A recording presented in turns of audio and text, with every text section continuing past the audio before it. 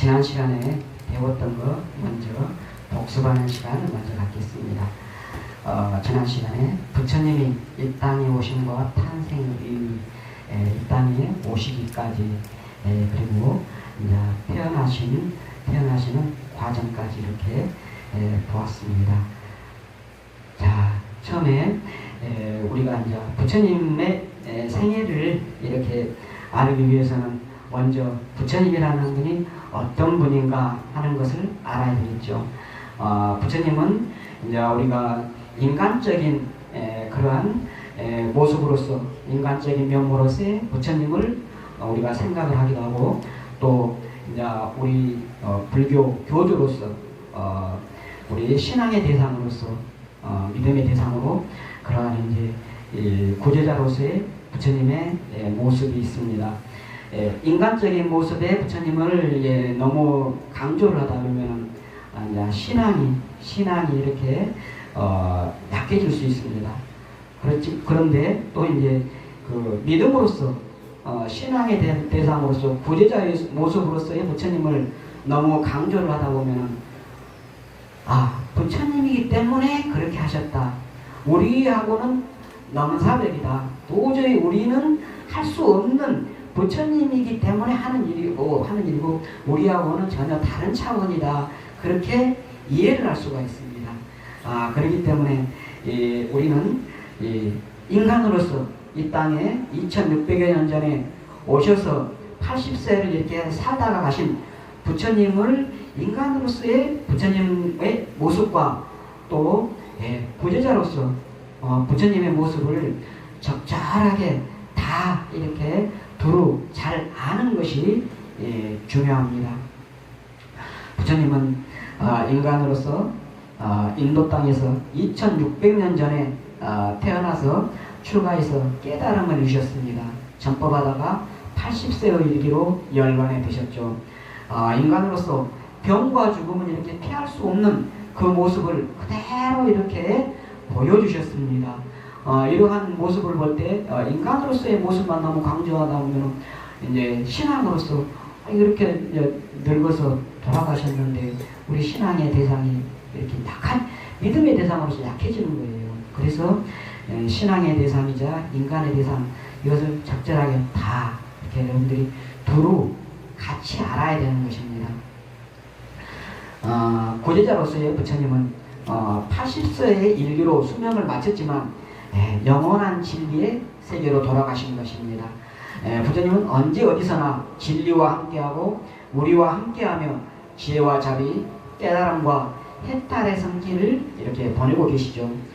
사가모니 부처님은 중생을 구제하고 깨달음으로 이끌기 위해 이 땅에 오셨고 직접 그것을 보여준 후에 다시 진리의 세계로 돌아가셨습니다. 부처님은 일체지를 지니시고 무량수명, 무량한 수명, 무량한 광명, 무량수, 무량광, 아미타 부처님이 이렇게 이제 무량수, 무량광이신데 그러한 덕도 이렇게 함께 가지고 계시는 거예요. 법신불이, 청정법신, 비로자나 법신불이 이렇게 온 세계에 두루 계시기 때문에 그러한 그 면모를 가지고 있는 것입니다. 그러면 부처님이란 어떤 분인가? 부처님께 이제 누가 물어봤어요. 당신은 인간입니까? 아니다. 그러면 당신은 신입니까? 아니다. 그러면 당신은 어떤 분입니까? 하고 물어봤을 때 부처님이 나는 모든 것을 이겼고 어떤 것에도 더럽게 물들지 않으며 모든 것을 버려서 해탈 경지에 이르되 해탈 경지에 이렇게 올랐다. 이렇게 부처님은 당신을 이렇게 표현을 하셨습니다. 이 붓다라는 말 여러분 들어보셨는가요? 붓다는 이제 우리나라에 와가지고 부처님이라는 말이 됐고 원래는 이제 붓다죠. 이제 빨리어로 붓다입니다. 붓다는 부처님의 본래 말이고 깨달은 자, 눈뜬 자를 붓다라고 합니다. 세상의 모든 이치를 본질까지 환히 깨뜨려 보시는 지혜로운 분이 바로 붓다죠. 모든 생명체에 한없는 사랑과 연민심을 베푸시는 분이 붓다, 부처님입니다. 그러면 부처님이 이 세상에 오신 의미는 어떠한 의미가 있느냐? 우리는 이 고통과 괴로움, 이 한없는 슬픔, 고통, 괴로움에 이렇게 살아가고 있는데 이것에서 빠져나갈 길이 무엇인지 이렇게 알지 못하고 고통 속에서만 이렇게 살아가고 있습니다. 그런데 부처님이 오셔가지고 이 고통에서 벗어나면은 열반해탈이라는 그러한 길이 있다. 그리고 그 열반해탈에 가는 그러한 방법이 있다. 그러한 것을 알려주신 것은 엄청나게 중요한 것입니다. 우리들이 살아갈 이적표를, 마침판을 부처님은 이렇게 제시해 준다는 점에서 엄청난 의미가 이렇게 있습니다. 부처님은 근데 여러분들이 알다시피 많습니다. 서가모니 부처님은 역사상 실제한 한 분의 부처님인데, 근데 이제 누구나 깨달으면 부처가 될 수 있기 때문에 부처님은 한 분이 아니고 많습니다.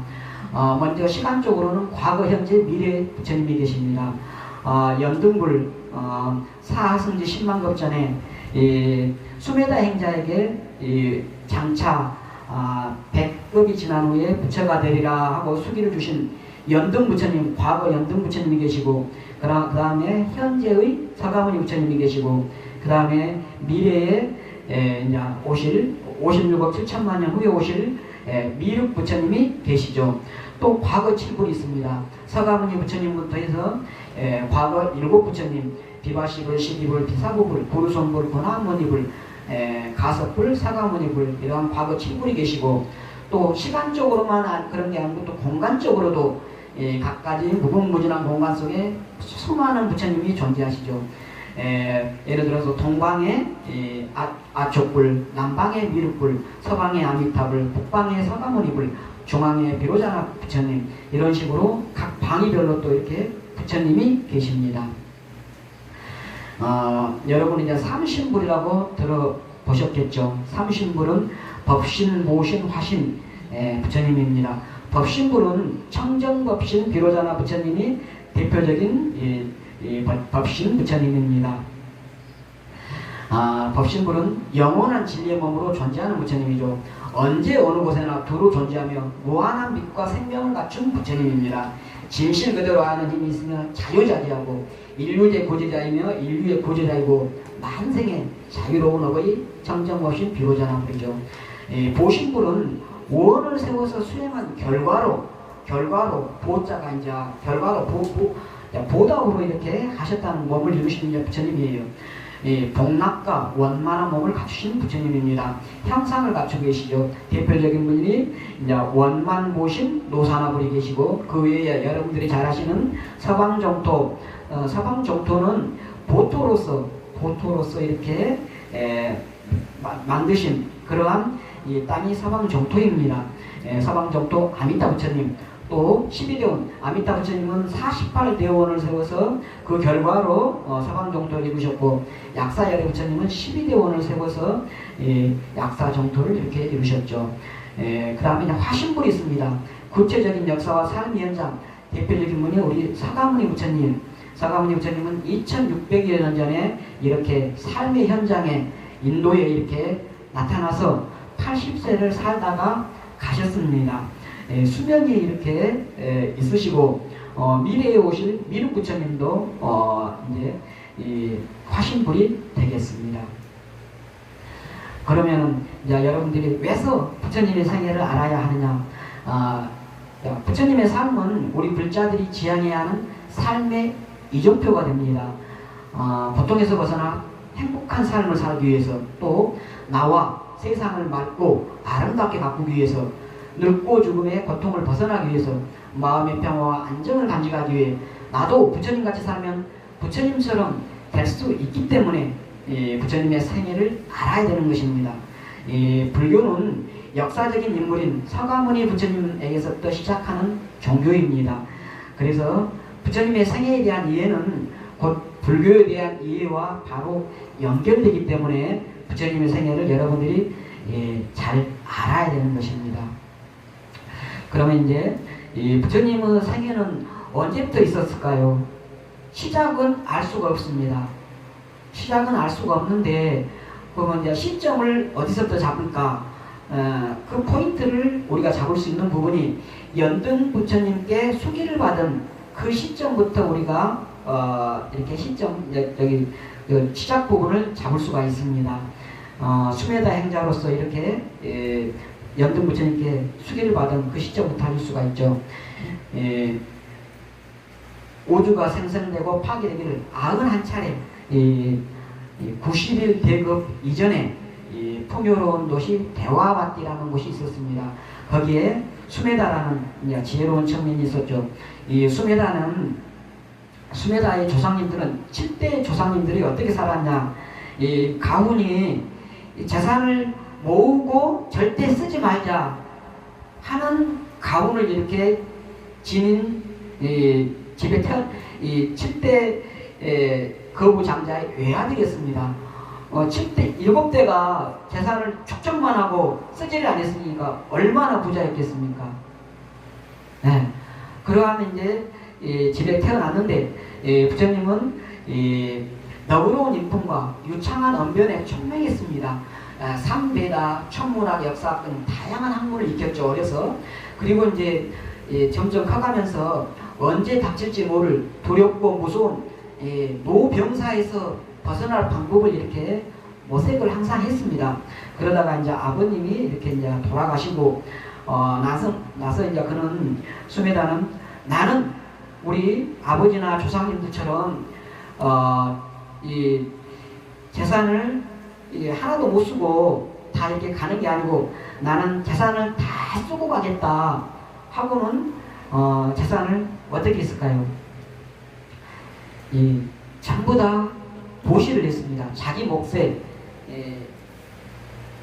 자기 몫으로 남겨진 유산을 전부 다 다른 사람들, 힘든 사람들, 배고픈 사람들, 괴로운 사람들, 주변의 이웃 사람들에게 다 나누어주고 그리고 집을 떠나서 눈 덮인 깊은 산속에 들어가서 이제 훌륭한 스승을 만나가지고 팔선정, 색계사선정, 무색계사선정 해서 8선정이 있습니다.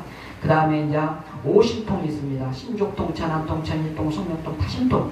여기에 깨달은 사람들, 아라한 이상이 되면은 가지고 있는 게 누지통입니다. 60통 중에 누진통만 빼고 이 모든 것을 다 이렇게 갖추셨어요.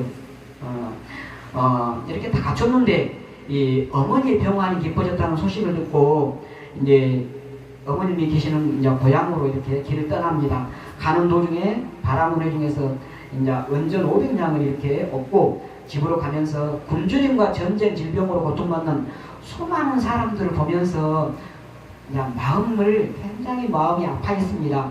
그러면서도 자기가 이 8선정 50통을 갖췄는데도 그 사람들을 직접적으로 도와줄 방법이 없다는 것에 대해서 내가 나가서 이렇게 공부를 해가지고 이만큼 배워왔음에도 이 사람들을 도와줄 수 없는 것이 굉장히 마음이 아팠습니다. 그러면서 자신의 지혜가 한낱 먼지에 불과하다는 것을 이렇게 생각을 했죠. 때마침 이제 디팡가 연등 부처님이 오셨다는 이제 소식에 이제 막 그 나라 사람들이 다 부처님 맞이할 준비로 이렇게 바쁜 것을 이렇게 보았습니다. 그래서 이제 부처님께 공양할 수 있는 것은 향과 꽃이라는 말을 듣고 이제 부지런히 그 연꽃을 이렇게 준비하려고 했는데 팔들 아무도 파는 곳이 없었어요. 마침 이제 그 연꽃을 가지고 가는 푸른 연꽃 7송이를 가지고 가는 어느 아가씨를 보고는 나한테 7송이 꽃을 팔아달라고 하니까는 이것은 대우와 함께 바쳐야 될 것이라 팔지는 못한다고 그랬는데도 사정사정을 해가지고 그러면은 내 소원을 들어주면은 2가지 소원을 들어주면은 이제 2개의 연꽃은 내 소원을 들어주는데 쓴다면은 이렇게 은전 500냥에 팔겠다고 해가지고는 이제 그 푸른 연꽃 7송이를 사게 됩니다. 그리고 나서 이제 부처님이 연등 부처님이 앞에 왔을 때 이 수메다 행자는 먼저 5송이를 부처님께 올리면서 저도 당신처럼 부처님이 되게 하소서. 하늘 위 하늘 아래 모든 세계에서 중생을 건질 수 있는 지혜와 공덕을 갖추게 하소서. 그리고 이제 나머지 두 송을 또 바치면서 그 여인이 소망이 그거였거든요. 법비 이 여인이 당신과 앞으로의 새 생생 부부가 될 수 있게 해달라고 빌어달라고 했거든요. 그래서 이 법비라는 여인이 새생생 저의 아내가 되게 하소서. 이렇게 하면서 연꽃을 5송이 2송이를 다 던졌어요. 그리고 이렇게 부처님께 이렇게 절을 하고 고개를 들어보니까는 사람들이 다 그냥 이 놀라운 광경이 펼쳐져 있어요. 다 이 수매당자를 보고 있는 거예요. 고개를 들어보니까는 5송이는 부처님의 주변에 이렇게 뱅글뱅글 돌면서 일상 우산처럼 이렇게 부처님을 딱 머리 위를 딱 에워싸고 있고, 그 다음에 나중에 던진 푸른 연꽃은 이 양쪽 어깨 위에 딱 서 있는 거예요. 그래서 이제 그것을 보고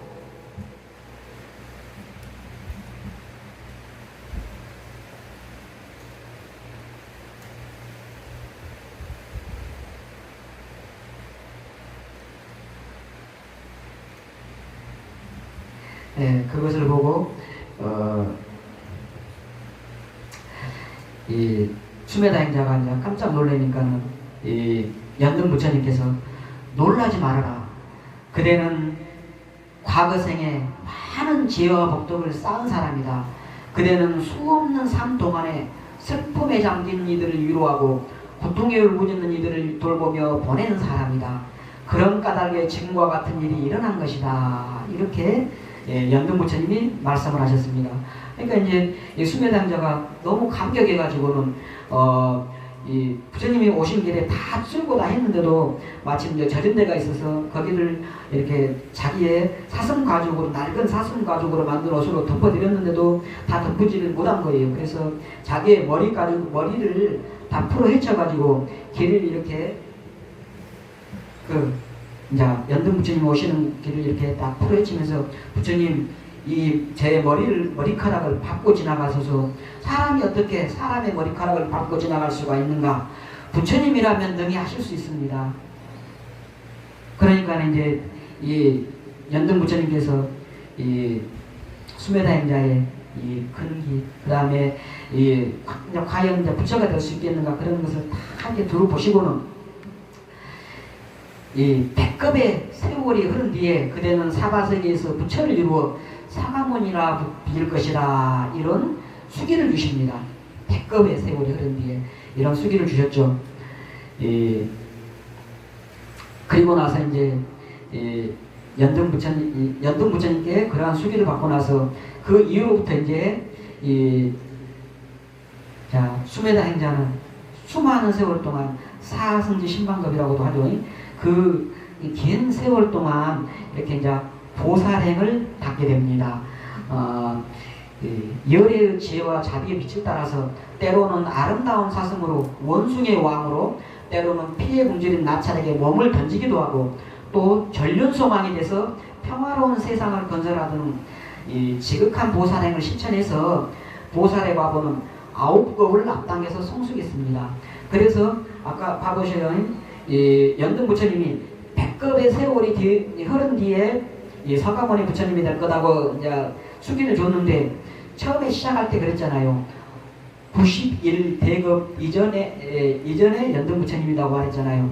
9급을 이렇게 열심히 이렇게 이제 보살행을 열심히 하다 보니까 9급을 이렇게 앞당겼습니다. 원래는 이제 미륵 부처님이나 그 뒤에 훨씬 뒤에 이렇게 부처를 이룰 건데 너무 열심히 이렇게 하시다 보니까 이렇게 된 거예요. 이제 우리 불교는 수기가 됐던가 뭐가 됐던가 절대로 숙명론을 말하고 있지 않다는 것을 여러분들이 분명히 아셔야 돼요. 그렇게 될 것이라고 해서 그렇게 막 되는 게 아니고, 그 사람이 현재 하고 있는, 현재 어떻게 하는가에 따라서 변해가는 것이다. 우리 불교에서 중요하게 생각하는 것은 어떻게 현재에 살아가고 있느냐, 그 과정, 현재의 삶들이 중요한 것이다. 그런 것을 여러분들이 항상 아셔야 돼요. 부처님도 그 사하승지 10만 국 동안 열심히 하셔가지고 9대급을 앞당긴 거예요. 그런 것을 여러분들이 아셔야 됩니다. 그리고 가스아빠 부처님께서 출연하실 때는 조띠빨라는 이름으로 도솔천에 태어나셨죠. 그리고 이제 이 사하승지 10만 국 동안에 부처님은 원숭이 왕으로 태어나기도 하고, 여기 지금 나왔잖아요. 전륜성왕이 돼가지고 평화로운 세상을 이렇게 막 다스리기도 하는 그러한 것을 이렇게 이미 다 하셨어요. 근데 이 부처님이 금생에 태어났을 때 전륜성왕이 될 거냐, 부처가 될 것이냐 했을 때 옛날에 이미 다 전륜성왕은 다 했는데 과연 전륜성왕의 뜻이 있었을까 하는 그런 것도 여러분들은 생각을 해보셔야 됩니다. 자, 보살의 삶과 사홍선에 대해서 한번 여러분들 생각을 해보시면, 이 수메다는 모든 번뇌를 소멸한 열반을 성취하고자 했다면 이미 이때 아란이 될 수 있는 그러한 능력이 있었습니다. 하지만 세상에 불쌍한 중생들을 놔두고 혼자서 윤회를 벗어나면 안 되겠다 이렇게 생각을 하고 부처가 되기를 소원을 했죠. 연등부께 수기를 받았습니다. 이때부터 이제 보살로서 사하승지 10만 국 동안 10바라밀이 보시직의 출리, 지혜, 정진, 인욕, 진실, 결의, 자애, 평온, 이 10바라밀을 3단계로 닦았습니다. 모든 재산, 신체 일부, 자신의 목숨까지 보시하면서 바라밀을 완성을 했죠. 나머지 10바라밀을 다 그렇게 했습니다. 부처를 이루기 전에 사하승지 10만급이라는 긴 세월 동안에 많은 중생들을 고통에서 벗어나도록 이렇게 하기 위해서 보살로서 흘린 피와 땀, 그 눈물을 우리들은 강간을 해서는 안 됩니다. 부처님이 돼서 우리들 이렇게 법을 알려주시고 깨달음을 이렇게 하면 깨달은 길로 나아갈 수 있다. 그 알려준 것에 대해서는 당연히 이렇게 우리들은 정말 감사하고 고맙지만, 그 이전에 사하승지 10만 국 동안 이렇게 흘리신 피와 땀, 그것에 대해서도 우리는 감사할 줄을 알아야 되는 거예요. 아시겠죠? 네. 그리고 나서 이제 아까 도솔천에 태어났다 그랬죠? 도솔천은 천상의 역기 중 4번째 도솔천입니다. 여기 내원궁 한가운데서 부처님은 사자자에 앉아서 이렇게 설법을 하며 천인들을 교화하고 천인들의 존경과 참탄을 받았죠. 그리고 나서 이제 4천년 세월이 흘러서 도솔천을 떠날 시간이 이렇게 되었습니다. 그러시면서 내가 떠난 뒤에는 미륵보살이 남아서 여러분들과 함께 하실 것이라고 말씀을 하시고, 다음 태어날 자리를 태양의 종족 석가족의 나라 카필라와트로 정하고 그쪽으로 이제 오시기로 하셨죠. 그리고 나서 이제 부처님은 이 거룩한 탄생을 이렇게 하시는데, 마야왕비는 부처님의 어머니입니다. 부처님 어머니 마야왕비는 신비한 꿈을 꿉니다.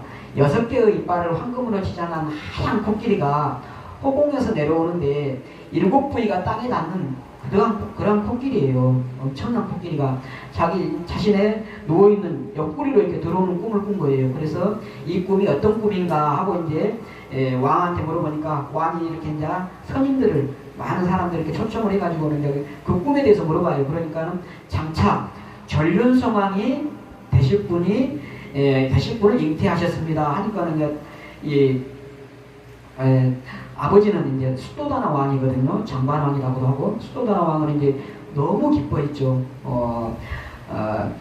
왜 이제 이런 말을 했냐면은, 이 황금으로 치장한 6개의 이빨을 황금으로 치장하고 7부위가 땅에 닿는 코끼리는 전륜성왕이 거느리는 상보라고, 전륜성왕이 거리는 7가지 보배가 있어요. 7가지 보배. 첫 번째가 이제 보륜이고, 그 뒤에 이제 상륜, 보륜, 마륜, 이제 막 여러 가지가 있는데, 그 중에 상륜, 코끼리의 이제 보배가 이러한 이 코끼리예요. 6개의 이빨에다가 7개의 부위가 닿는 다른 이 전륜서왕 외에는 이런 것을 가질 수가 없는 거죠.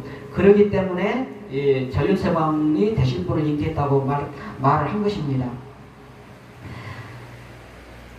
자, 그리고 나서 이제 해산할 날이 다가오니까 마왕비는 이 카필라 사람들에게 전송을 받으면서 이렇게 그 당시에 인도 사람들의 전통은 해산은 자기의 친정집에 가서 이렇게 해산하는 전통이 있었어요.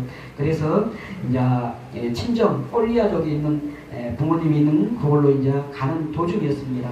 그러다가 기원전 624년 4월 초파일 눈비리 동산을 이렇게 이제 막 꼴리아족 이제 마을 터전에 꼴리아족 땅에 이제 도착을 해서 눈비리 동산에 이렇게 도착을 해서 거기에서 이제 나무 아래 걸음을 멈췄는데 손을 내밀어서 무지개처럼 들여온 나뭇가지를 닿는 순간에 이 대지가 흔들리면서 이렇게 꽃비가 쏟아지고 그 자리에서 이렇게 그 나무를 무수다고 이렇게 이름을 지었는데, 왜냐하면 이제 왕비가 고통 없이 이 태자를 왕자를 낳은 공덕을 기려서 무수라고 이제 근심이 없는 나무다 그렇게 이름을 지었죠. 나무를 이렇게 잡는 순간에 산길을 이렇게 느꼈습니다. 그래서 부랴부랴 이제 이 시종들이 준비를 막 하고 이제 하는 차이에 이제 이 아기를 이렇게 잉태를 태어나셨습니다. 옆구리로 아이를 낳았죠. 이 날이 바로 4월 초파일입니다. 여기에 보면 이제 아기를 낳는 그러한 모습입니다. 위에 이렇게 여기가 이제 아이의 모습이에요. 아이를 어머니고 옆에는 이제 이제 동생 빠다파티라고 이렇게 추측이 되고 있고요. 이쪽에는 이제 천신들이 이렇게 이 아기를 받아주고 있습니다. 그리고 뒤에는 이제 막 그 준비물들 얘기 씻어주거나 그런 것들을 준비를 하고 있고, 천신들이 이렇게 도와주려고 이렇게 하고 있는 그런 것입니다.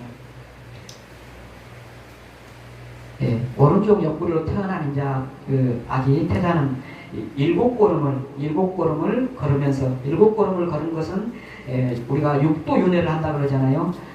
육도에서 벗어난다는 그러한 의미를 가지고 있습니다.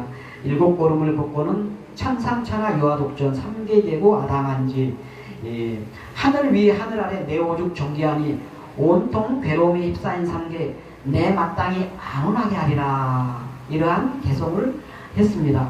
아기가 걸음을 옮길 때마다 커다란 연꽃이 땅에서 솟아올라서 발을 받들었다고 해요. 그리고 이제 9마리 용이 따뜻한 물과 차가운 물로 목욕을 시켰습니다. 이러한 목욕을 시킨 이러한 것을 현대에 그대로 이제 가져와서 현대 우리가 이제 부처님 오신 날 관보르식을 하자고 하고 있잖아요. 관보르식을 하는 것이 이때 부룡 9마리 용이 부처님을 이렇게 목욕시킨 그 의식에서 이렇게 관보르식이 현재 하고 있는 시초가 되는 것입니다. 아기의 피부는 황금빛으로 빛났고요. 그리고 수도다나 왕과 바라몬 선인들이 위험을 갖추고 미인동산에 도착을 했죠. 그리고 이제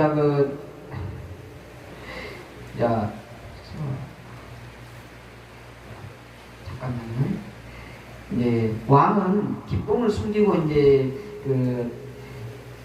여덟 바람과 선인들을 초청해서 왕자를 보이면서 이제 장차 상호 운명을 좀 살펴보라고 하니까는 여덟 바람문이 선인들이 영웅에게만 나타나는 32상을 빠짐없이 구족하고 있으니까는 7가지 보배에 갖춘 전륜소만이 돼서 온 세계를 전법으로 통치하실 것이라고 이렇게 8 선인들이 이렇게 말을 했죠. 그러니까 이제 수도다나 왕 아버지는 이제 엄청나게 기뻐했습니다. 이 32상 그때 했던 32상에서 우리 이제 이 부처님을 상호를 이렇게 조성을 할 때 부처님의 머리 위에 6개라고 하는 이렇게 머리 위에 정수리에 이렇게 있는 육개, 그 다음에 이 머리가 나발로 소라 모양으로 오른쪽으로 돌아가 있는 나발, 그 다음에 이마에 백호 광명, 그 다음에 이제 발바닥에 그 수레바퀴가 이렇게 있는 모습. 그 다음에 부처님을 항상 이렇게 황금으로 이렇게 도금을 이제 하잖아요. 부처님은 태어날 때부터 황금빛으로 빛났다고 해요. 예, 그러한 30 이상 80종에서 대표적인 부분을 본따서 항상 부처님을 이렇게 조성을 하고 있습니다. 여러분 이제 그 좀 이해가 되죠? 부처님 모습을 그렇게 만드는 이유가 나머지 막 그 여러 부분들이 있는데 다 그렇게 할 수가 없으니까 이 대표적인 부분만 그렇게 한 겁니다.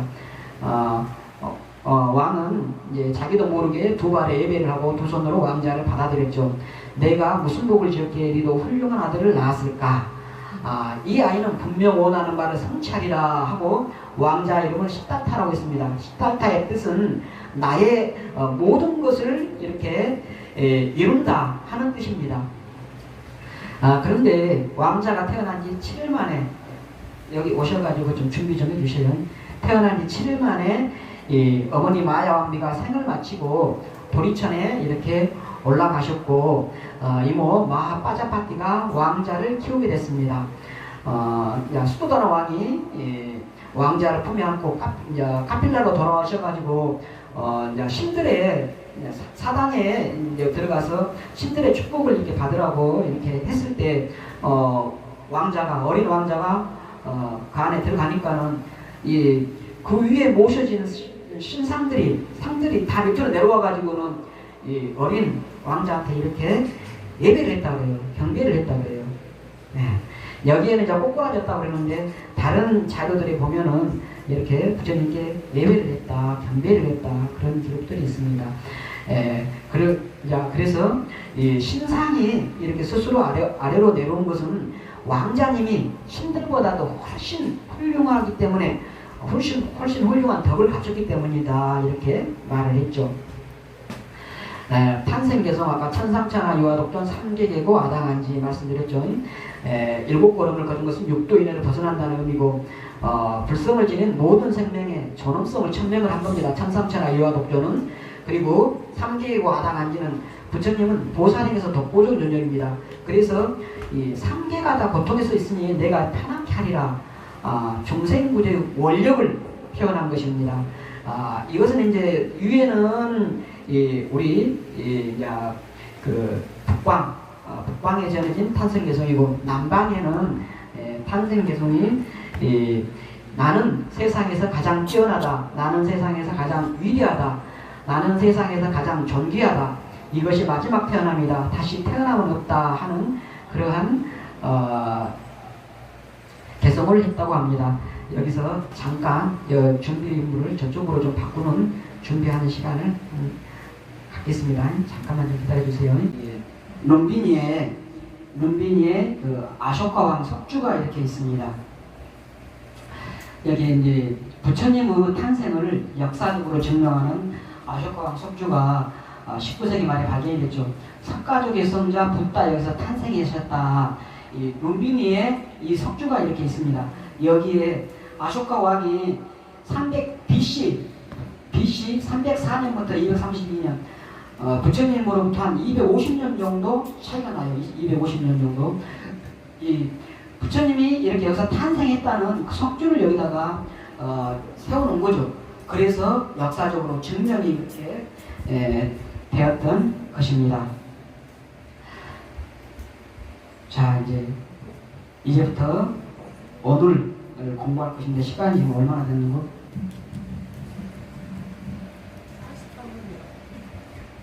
45분. 자, 오늘 강의 목표는 시타타 태자의 어린 시절 및 청소년기의 생활이 어떠했는지, 세상에 대해 어떤 마음을 가져가고 있었는지 이해를 하고요. 사문유관의 의미와 인생 그리고 고통에 대해 생각해 보는 시간을 갖고 부처님 출가의 의미를 이해하며 그것을 오늘날 어떻게 받아들여야 할 것인가를 이렇게 살펴보도록 하겠습니다. 잠깐만요.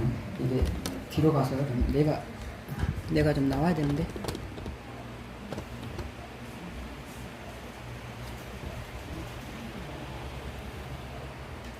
가보시는 그런 내가 너무 건가요? 좀 네. 껍게 나오는가 지금 나온가요? 아니요, 어두워요. 안 보여요. 나를 누르면은 화면이 어두워지고 그냥 놔두시고. 네, 알았어요. 네, 그리고 세 번째로 부처님 출가의 의미를 이해하며 그것을 오늘날 어떻게 받아들여야 할 것인가, 그런 세 가지를 살펴보겠습니다. 아까 여덟 선인들이 바라문과 8명의 선인과 바라문들이 와가지고 부처님에 대해서 전륜소망이 될 거라고 이렇게 예언을 했다 그랬죠. 이제 수도다나 왕의 부처님의 아버지는 수도다나 왕이에요. 수도다나 왕의 또 아버지가 있습니다. 아버지는 시아하누예요. 시아하누의 사제이고 수도다나 왕의 이제 선생이기도 했던 아시다라는 선인이 있어요. 아시다 선인이 이제 시아하누 왕이 서거하니까는 히말라야 깊은 숲속으로 들어가서 이제 선정을 이렇게 막 즐기셨어요. 그런데 어느 날 이제 막 도리천에 신들이 막 그냥 너무 기뻐하는 거예요. 너무 기뻐하는 소리를 이렇게 들었어요. 그래서 무슨 일인가 싶어서 이제 그 도리천 올라가서 아니 이제 아수라들하고 싸움에서 승리했을 때도 이렇게까지 기뻐하지 않았는데 무슨 일로 이렇게 기뻐하십니까? 하고 이제 여쭤보니까는 도리천에 제석천이라는 신들이 장차 지혜와 복덕을 갖추어서 부처님 되실 분이 이렇게 탄생하시기 때문에 너무 기뻐서 이렇게 이렇다고 그 말을 듣고는 이제 이 왕궁으로 옵니다.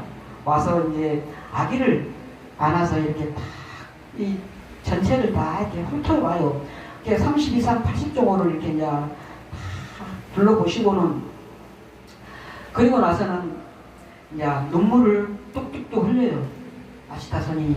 그러니까는 수도다나 왕이 깜짝 놀라면서 아니 혹시 이 아기에게 아기 태자에게 무슨 불길한 징조라도 혹시 봤는가 봐서 그럽니까 하고 조심스럽게 걱정이 돼서 이렇게 물어봐요. 그러니까는 아시다 선인이 왕자님은 최상의 깨달음을 얻어서 많은 사람들에게 이익을 베풀고 연민해서 진리의 수레바퀴를 굴리실 것입니다. 그렇지만 왕자님이 최고의 진리를 설하시기 전에 저는 죽을 것입니다. 왕자님의 가르침을 듣지 못한다는 것은 너무나 큰 불행입니다. 그래서 이렇게 눈물을 흘린다고 이렇게 말을 했습니다. 그리고 이 아시다는 자기 조카가 이제 그 조카 날라카라고 있었어요. 날라카가 이제 수행자의 길에 이렇게 들어섰는데 그 날라카에게 훗날 혹시 부처라는 사람이 태어났다, 탄생했다, 부처가 이렇게 부처가 출현했다는 소식이 들으면은 돈을 안고 무조건 와서 부처님 법을 받아 배우라고 이렇게 당부를 했습니다. 자, 이 아시다 선인의 애언의 의미는 아까 8 바라문들은 전륜소망이 될 거라고 이렇게 했지만은 아시다 선인은 아예 그냥 단정적으로 말을 했어요. 부처를 이룰 것이라고 이렇게 단정적으로 말했죠. 그 대신에 이제 이 아버지 수도다나 왕 장반왕은 이제 근심 걱정이 이제 생겼죠. 아버지는 전륜소망이 되기를 바랬어요. 부처가 되기를 바라지 않았어요. 부처가 되면은 출가를 해야 돼요. 출가를 해서 이렇게 수행을 해가지고는 이렇게 깨달음을 얻어서 법을 이렇게 알려줘야 되는데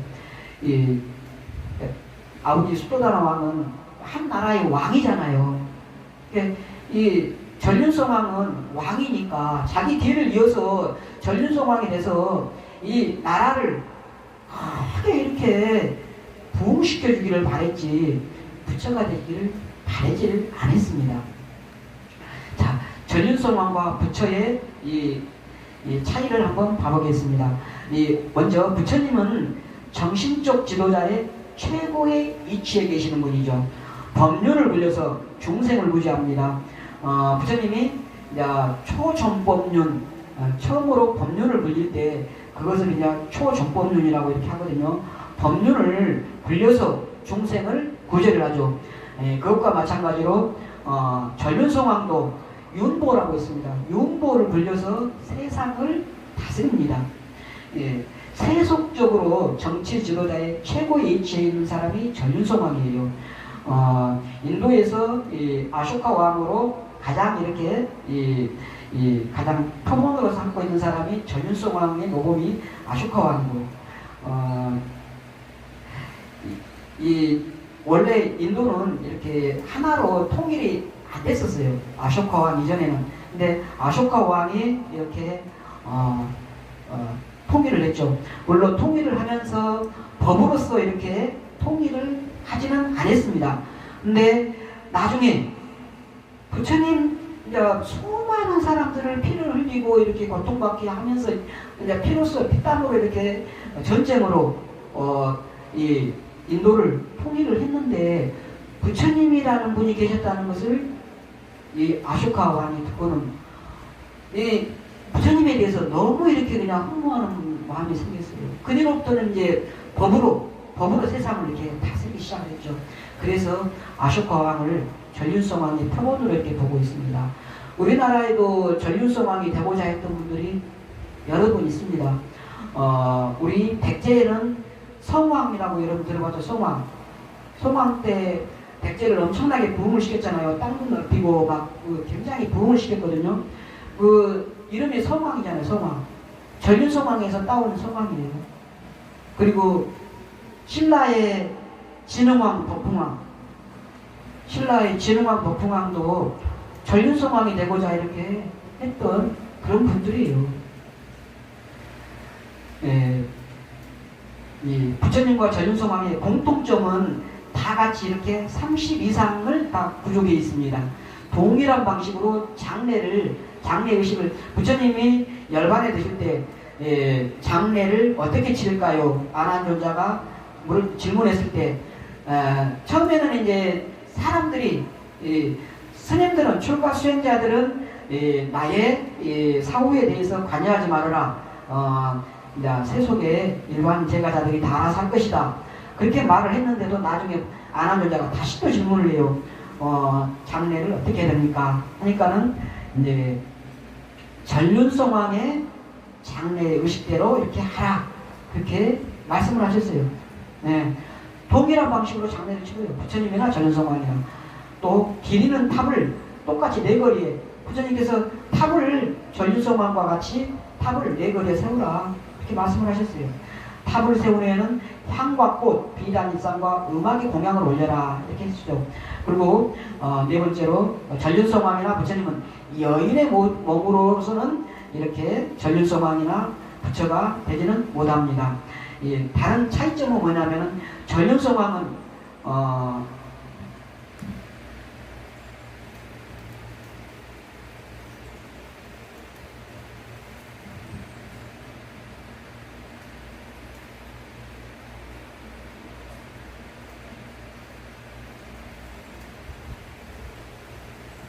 전륜성왕은 번뇌를 여의지 못했지만 부처님은 모든 번뇌를 다 완전히 여의었습니다. 아까 말씀드렸잖아요. 부처님 전생에 이미 전륜성왕 몇 번 하셨어요. 전생에 이미 사승지 10만급 동안 이렇게 각가지 모습으로 태어나면서 전륜성왕도 몇 번 하셨는데 금생에 전륜성왕에 과연 뜻이 있었겠는가요? 모든 번뇌를 영원히 여인 분이 부처님이죠. 전륜성왕은 사천하에서 자유자재하지만 부처님은 한량 없고 끝없는 세계에서 자유자재합니다. 전륜성왕은 순수 보륜을 굴리면서 공중에서 장애가 없고 부처님은 온갖 세간의 하늘과 인간 속에서 이렇게 이 법륜을 굴리시되 장애도 없고 막힘도 없습니다. 이러한 이제 공통점과 차이점이 있는 것입니다. 태자 시타르타입니다. 왕자는 탈 없이 잘 자랐죠.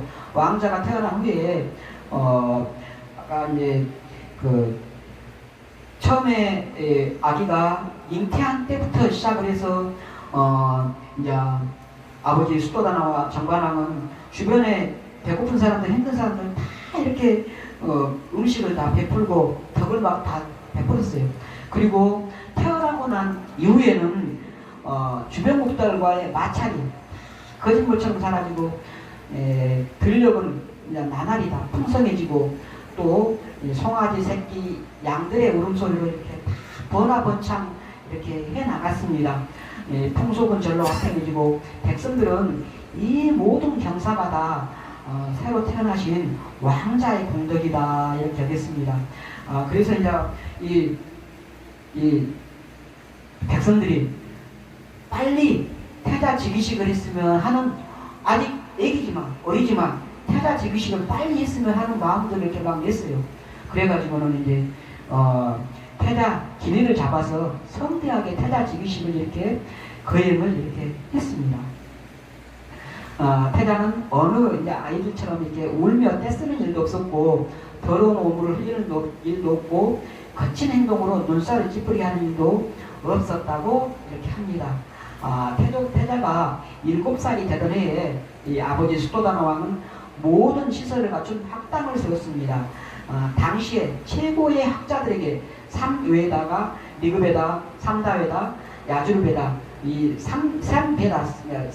삼베다는 물론 의문, 재래, 문법, 어원, 발성, 천문학, 그 외에 이제 수학, 신화, 서사시, 경제학, 정치학, 수학, 논리학, 음악, 기획, 승마, 창술, 궁술, 격투기, 수영, 동물, 이런 온갖 것들을 다 이렇게 배웠어요.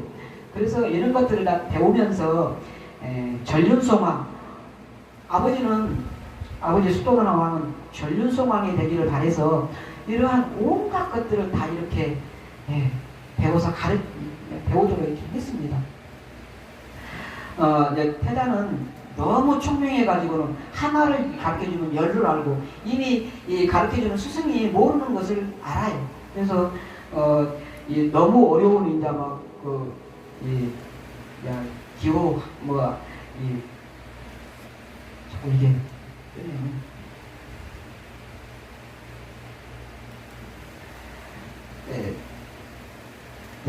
의문이나 그런 이제 글로 스승이 이렇게 막 힘들어하고 있을 때 두자가 빠져가지고는 그렇다고 뜻이 안 맞다고 그것을 알려줬다고 그래요. 두자가 두 글자가 빠져 있는 것까지도 알려줄 정도로 그 정도로 이렇게 총명했다고 합니다. 이러한 것이 단순히 신화적으로 볼 것이냐 인간적으로 볼 것이냐 이러한 부분들이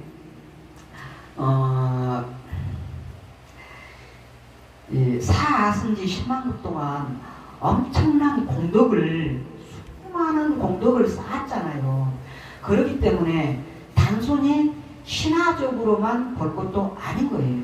그러한 엄청난 공덕을 쌓았기 때문에 그런 일도 가능할 수도 있는 겁니다. 그렇게 여러분들이 생각을 하셔야 돼요. 이게 단순히 신화적이다 이렇게 만들어낸 것이다 이렇게 생각할 수도 있지만은 그 엄청난 세월 동안의 공덕을 자기 목숨까지도 다 모든 것을 다 내다주면서 여러 가지의 바람이를 쌓은 그 공덕의 힘이 미치다 보니까 그런 엄청난 이런 것을 다 배우면은 다 그 스승을 다 능가해버리는 그러한 총명함을 드러낸 것이죠. 나중에 이제 그것은 조금 이따 나오겠네요.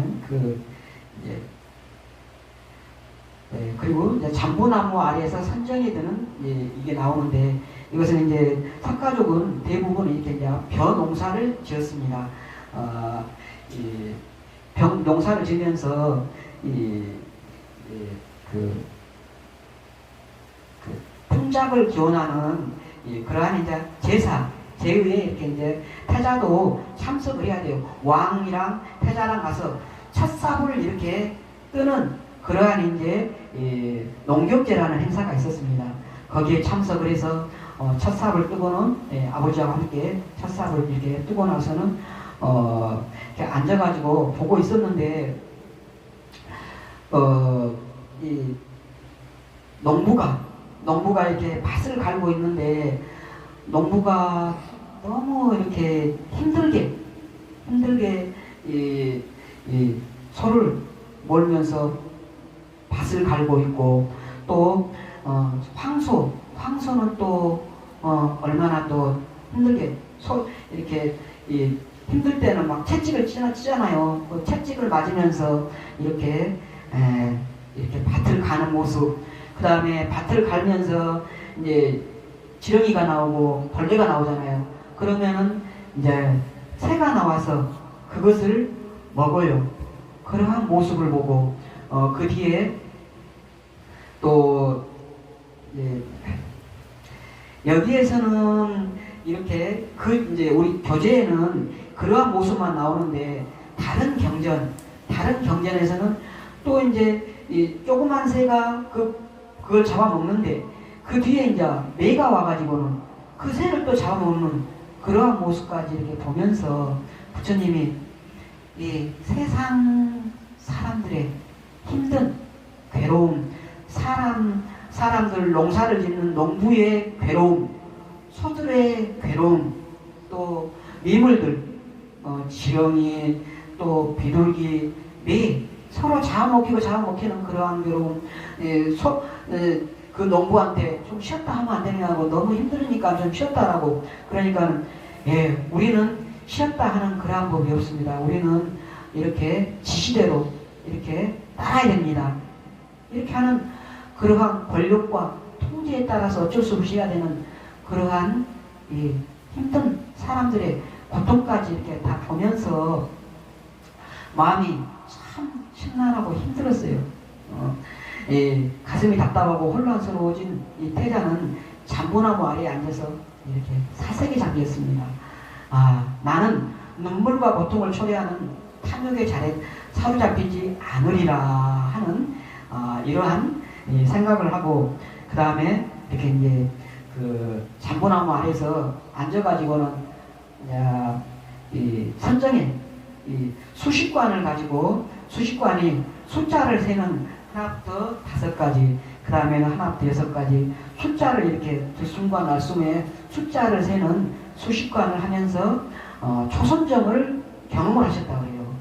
그 초선정을 하면서 이렇게 앉아 있었는데 나중에 이제 아버지하고 다 대신들하고 태자가 이제 어디 가서 안 보이는 거예요. 그래가지고는 해가 질 무렵에서 이제 그 태자를 찾아왔는데 해가 니운니운 기울어가지고 이렇게 기울었을 거 아니에요. 그러면은 이 태자는 나무 밑에 앉았으니까는 해가 그늘이 저쪽으로 가버려야 되는데 이 나무 그늘이 그대로 그냥 이 태자를 계속 비추고 있는 그러한 모습을 사람들이 와서 본 거예요. 그러니까는 아버지 정반왕이 이건 이제 보통 사람들은 있을 수 없는 거잖아요. 그래서 너무 감격해가지고는 또 절을 해요. 처음에 태어났을 때 아기를 안고 절을 했고 또 이때 또 아들한테 비록 아들이지만 또 절을 합니다. 여기 지금 이러한 이제 이 모습 있죠. 여기 태자가 이 잠보나무 안에서 이 선정에 들어있는 모습이고 아버지 수도다나 왕이 이렇게 합장하고 이렇게 잘하고 있는 모습이고 나머지 여기는 이제 그 소를 사람들이 이렇게 소를 몰고 막 치고 그러고 있는 모습이에요. 소를 이렇게 하고 그리고 여기 이 사람들은 이제 태자를 향해서 합장하고 있는 모습이고 자 부왕이 참가하는 농경제에서 왕자는 자부나무 안에서 호흡을 관찰하는 수십관을 통해서 색계사성 가운데 일으킨 생각, 심, 지속적 고찰, 사, 해로운 법을 떨쳐버린 데서 오는 희열, 행복, 이러한 네 가지가 있는 첫 번째 선정, 초선정을 체험을 합니다. 이때 지금 희열과 행복을 이렇게 체험을 했어요. 이 선정 체험은 후에 고행을 그만두고 난 뒤에 스스로 깨달음에 이르는 길을 찾아내는 열쇠가 됩니다. 감각적 쾌락의 즐거움이 아닌 마음 집중을 통한 행복, 여기에서 지금 희열과 행복을 겪었다 그랬잖아요. 이러한 행복은 부작용이 없음을 확인을 했죠. 명상 도중에 행복 등 이러한 희열이나 행복, 심과 사, 이러한 긍정적 심리 상태를 경험을 했습니다.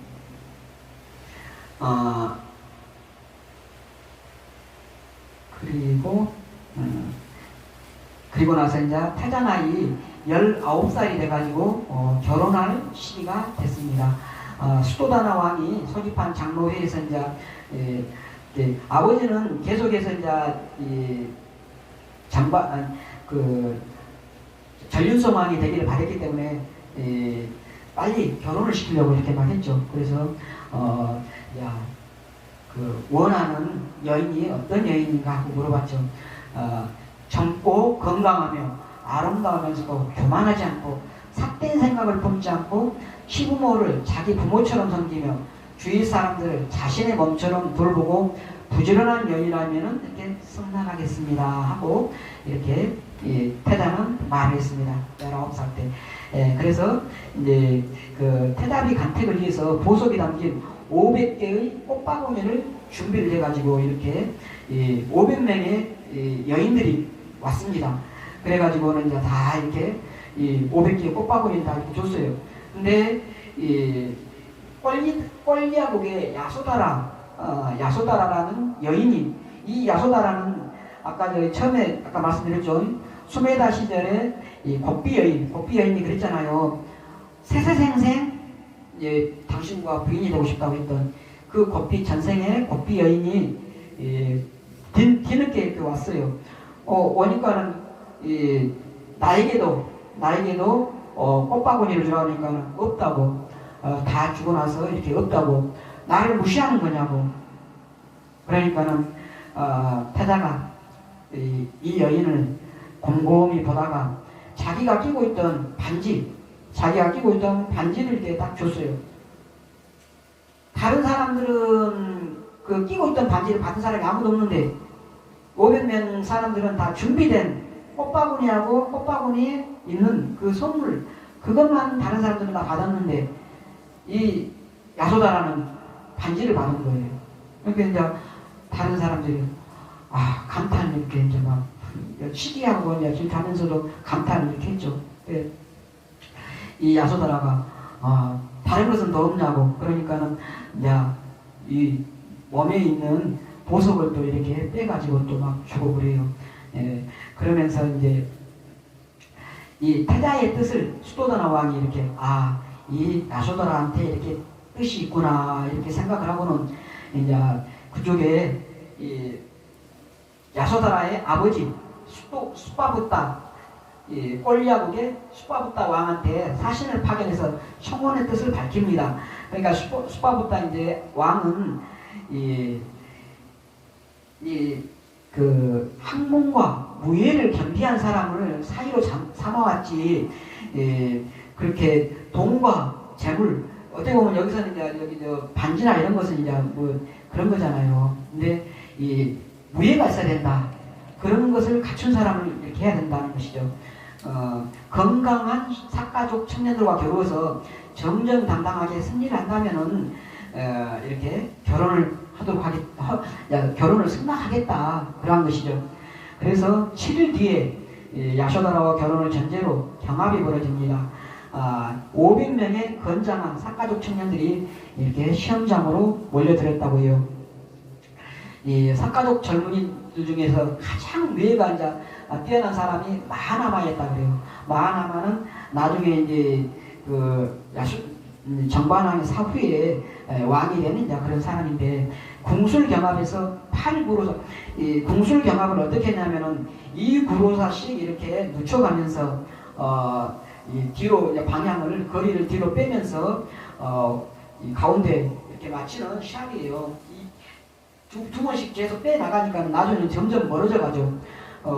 8구로사가 가니까는 이 마하나마 외에는 없는 거예요. 다른 사람들은 다 떨어져 나가고 마하나마만 남았죠. 마하나마가 8구로사에서 중앙을 관통을 했죠. 이 태자가 활을 쏘려고 이렇게 와서 보니까 땡기니까는 그냥 바로 그냥 활줄이 다 끊어져 버리는 거예요. 그러니까 더 단단한 활이 있으니까 그러니까는 아버지 시하누 왕이 쓰던 활이 있다. 그러니까 그 활을 근데 그것은 너무 강해가지고 누구도 쓴 사람이 없다. 그렇게 말을 해요. 그러니까 이제 어쨌든 그걸 이제 가져오도록 했죠. 가져와가지고는 태자가 이렇게 당겨가지고 활을 쏘니까 이제 10구로사, 여기는 8구로사잖아요. 10구로사에서 쏘았는데 이 정중앙을 관통하고 그 나간 활이 그 뒤에 꽂혀가지고는 우물까지, 큰 우물까지 이렇게 만들어 버렸다 그래요. 그래서 이름이 화살우물이다. 그런 화살우물까지도 만들 정도로, 그 정도로 이제 엄청난 이 궁술 실력을 보였죠.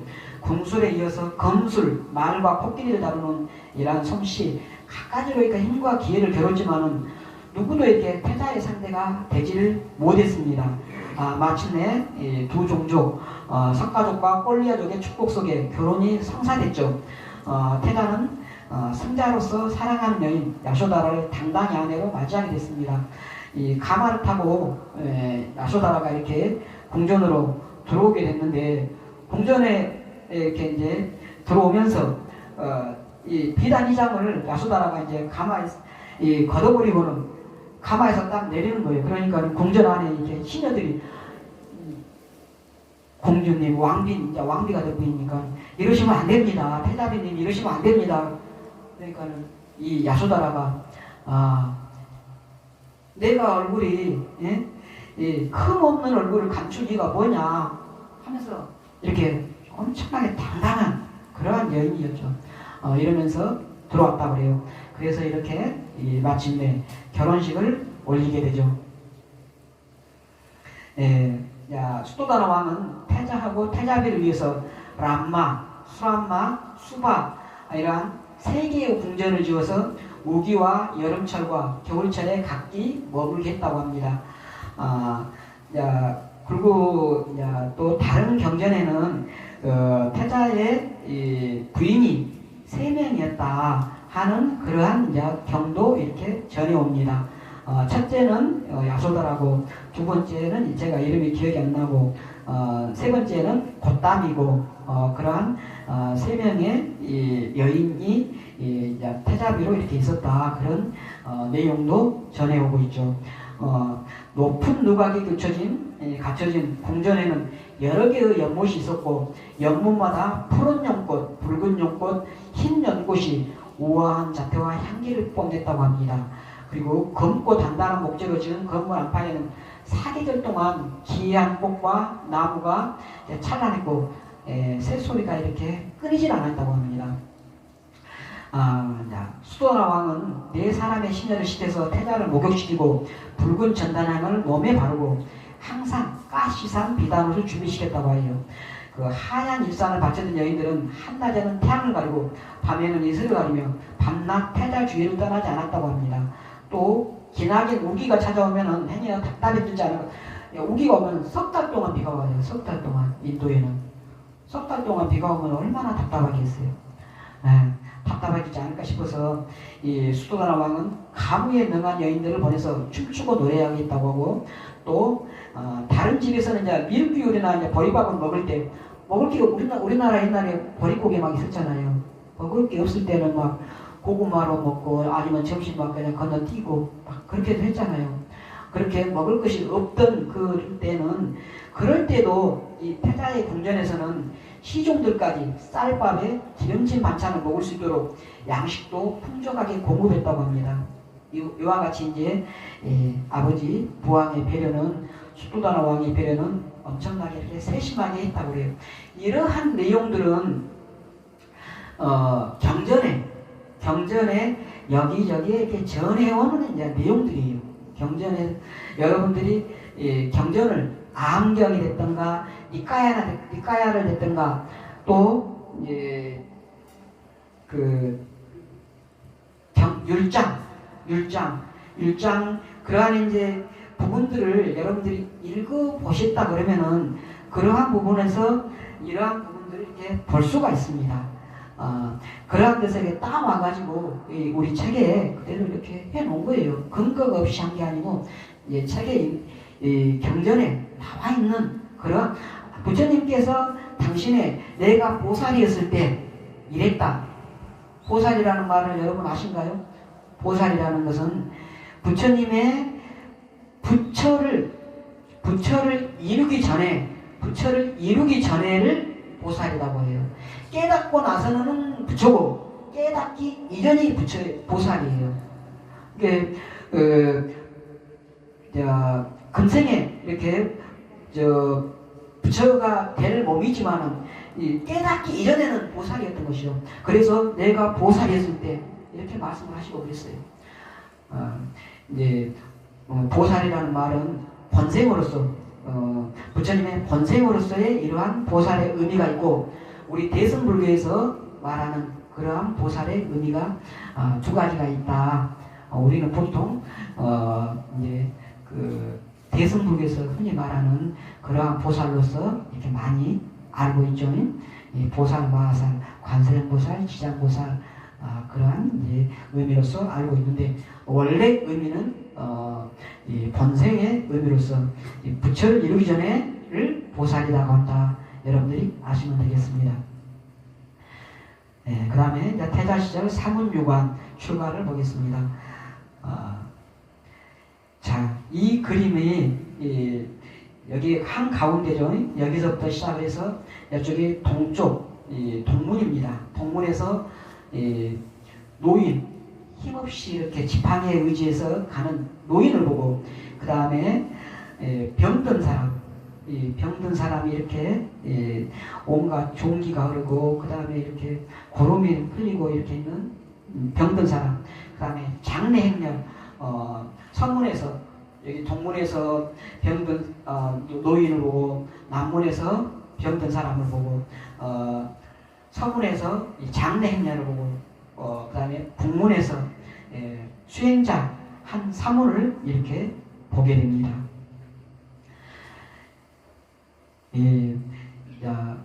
부처님이 이렇게 항상 이렇게 마음이 조금 우울해지고 막 그런 모습들을 조금씩 보이고 그러니까는 아버지 수도나 왕이 이제 그 봄놀이를 이렇게 가도록 이렇게 막 권유를 했습니다.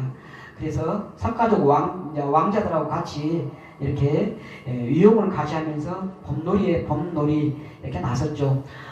동문 구빗길을 가다가 이렇게 행렬이 급하게 멈췄는데 이 지팡이를 짚고 이렇게 고픈 허리를 펴지도 못하고 숨을 헐떡이고 있는 그러한 노인을 이렇게 보았습니다. 여기에서는 지금 이제 노인과 시선이 마주치고 태자는 이렇게 이런 생각을 했다고 그러죠. 그리고 또 이 태자 그 마부랑 이런 사람들이 이 늙어가지고는 이렇게 길을 막고 이렇게 있다고 한심스럽다고 그렇게 이제 막 이야기를 했다고 이 우리 교재에는 이렇게 나와 있고 또 이 태자는 늙는다는 건 참 서글픈 일이구나. 생기를 잃어버리고 비틀거리는 모습을 다들 조롱하고 싫어하는구나. 사람으로 태어난 사람은 누구도 늙음을 피할 수가 없다. 나도 저렇게 늙는 것을 피할 수 없으리라 하고 이러한 생각을 이렇게 가졌다고 하죠. 또 다른 경전에서는 이제 어떻게 이야기를 하냐면은 이렇게 늙은 노인을 이렇게 보고 태자가 이제 차익에게 마부 차익에게 저 사람은 어떤 사람인가 그러니까는 노인입니다. 그 이제 태자가 그 늙는다는 것은 노인이 되는 것은 저 사람만의 문제인가? 우리들도 이제 나이가 들면은 저렇게 되는 것인가? 그러니까는 마부 차이기 시종이죠. 시종 차이기. 모든 사람들은 늙음에서 자유로울 수가 없습니다. 다 나이가 들면은 다 늙습니다. 이런 말을 듣고는 이 태자가 근심에 빠졌다. 늙음에 대해서 마음에 괴로움을 갖게 됐다. 이렇게 전해오고 있죠. 어쨌든 이제 결론은 사람으로 태어난 사람은 누구도 늙음을 피할 수 없다. 나도 저렇게 늙은 것을 피할 수 없다는 그러한 늙음에 대한 경각심, 괴로움을 이렇게 갖게 됩니다. 두 번째로 이제 더 이렇게 늙은 모습을 보고 나서는 골똘히 생각에 잠기는 시간이 좀 많아졌죠.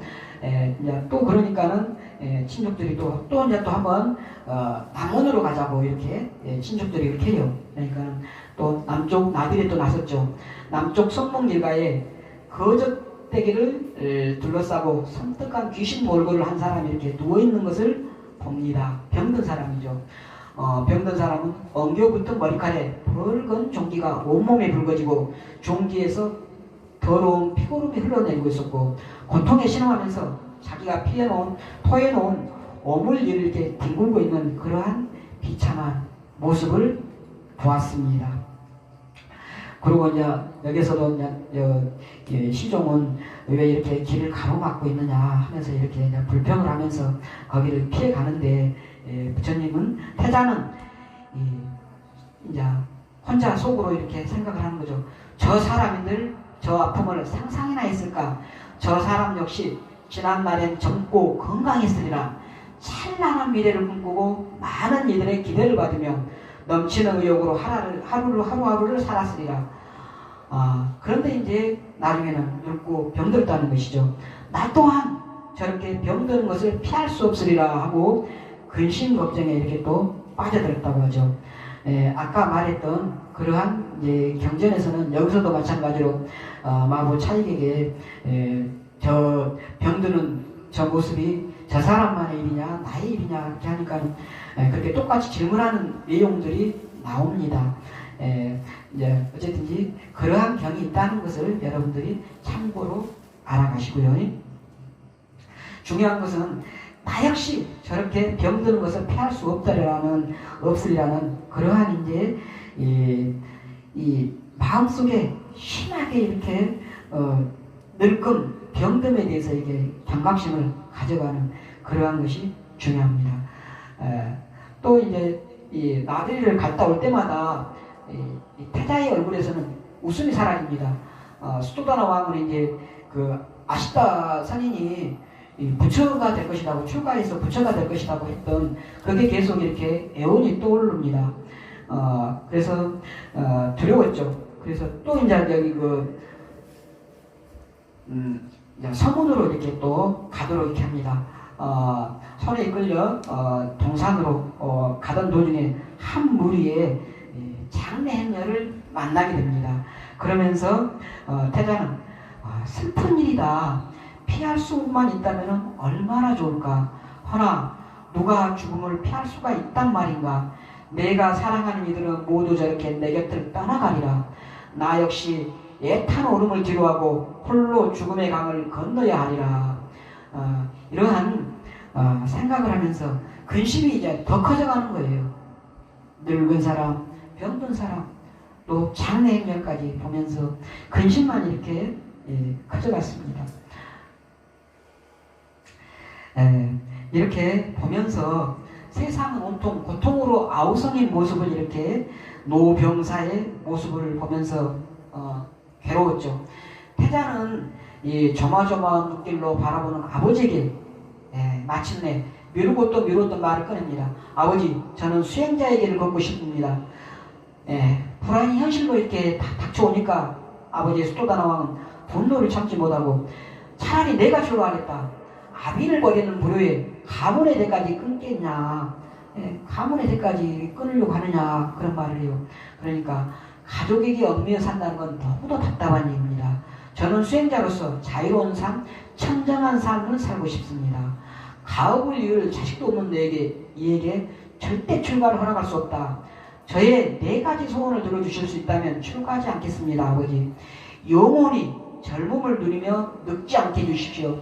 두 번째로, 영원히 병들지 않고 건강하게 해주십시오.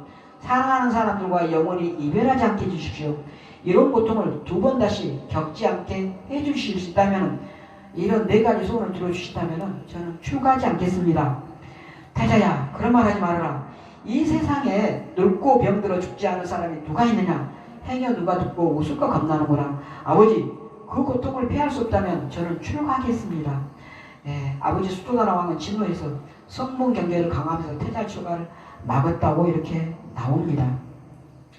그런데 이 부분이, 이 출가하겠다는 이야기를 이 아버지 수도다나 왕한테 이렇게 하는 부분이 이제 북문에 수행자를 보고 나서 말을 했을까, 이때 이야기를 했을까는 조금 좀 생각을 해봐야 됩니다.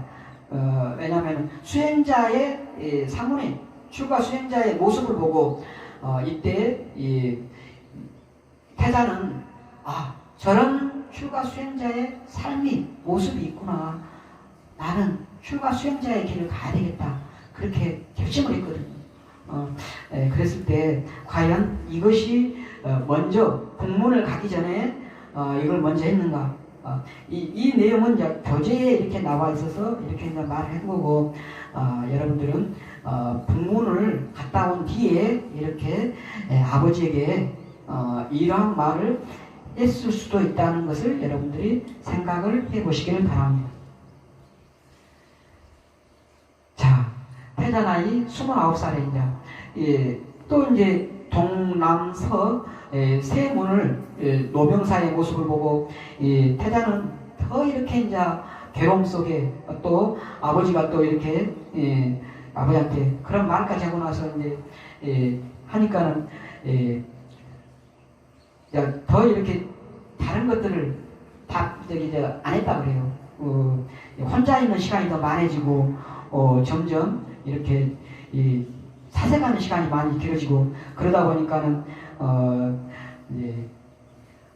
아버지나 또 어머니 양모죠, 파다바티나 부인 야수더라 왕비나 다 이제 막 태자가 점점 침울한 모습을 보이니까 왕궁이 점점 이렇게 분위기가 막 그렇게 돼갔다고 그렇게 나옵니다.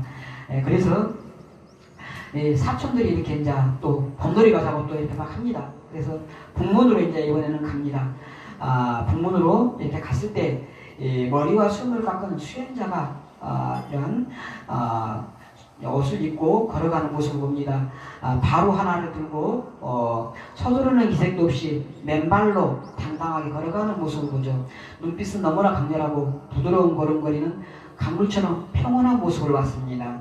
사문이시여, 어디로 가는 길이십니까? 사문은 지금 요즘 세상에서는 사문이라고 하면은 보통 우리 불교 수행자를 가리키지만, 그 당시에는 이제 바라문교의 이 브라만을 제외한 출가 수행자들, 모든 출가 수행자들을 그 당시에는 다 사문이다, 사마네라, 사문이다 이렇게 말을 했습니다. 사문이시여, 어디로 가는 것입니까? 그저 옷 한 벌과 그릇 하나로 삼의일발, 요즘은 이제 부처님 당시에는 삼의일발인데 지금은 이제 옷 한 벌, 일의일발이라고 해야 되겠네요. 옷 한 벌과 그릇 하나로 자유롭게 세상을 떠돌 뿐입니다. 그렇게 떠도는 까닭은 무엇입니까?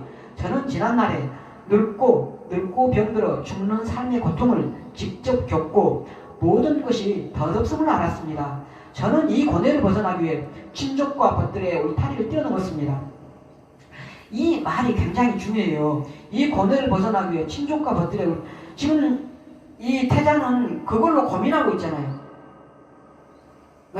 이 친족과 부모와 그다음에 자식, 이러한 이제 이 가족의 울타리, 여기에서 고민하고 있는데, 이 고뇌를 벗어나기 위해서 친족과 버텔 울타리를 뛰어넘었다는 이러한 말이 굉장히 중요하고, 당신은 지금 어떻게 살아갑니까? 세상의 욕심에 물들지 않고 참다운 진리를 추구하며 생명을 가진 어떤 것도 해치지 않고 늘 자비로운 마음으로 그들을 안심시킵니다.